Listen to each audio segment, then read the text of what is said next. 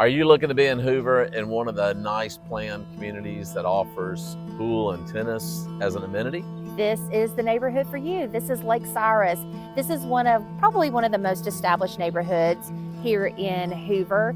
It's pretty large, so you can have a first-time home buyers in here in the low 200s up to over $1 million in the luxury market. There's several gated parts of the neighborhood, including that luxury part, but also some I would call oversized garden homes that are behind a couple of gated sections. So really nice properties in that square footage, maybe ranging from 1,800 up to over 5,000 square feet. So if you need a lot of space, you can find it here, or if you're just starting out, you can also be part of this planned neighborhood. So let's go take a look and see what Lake Cyrus has to offer.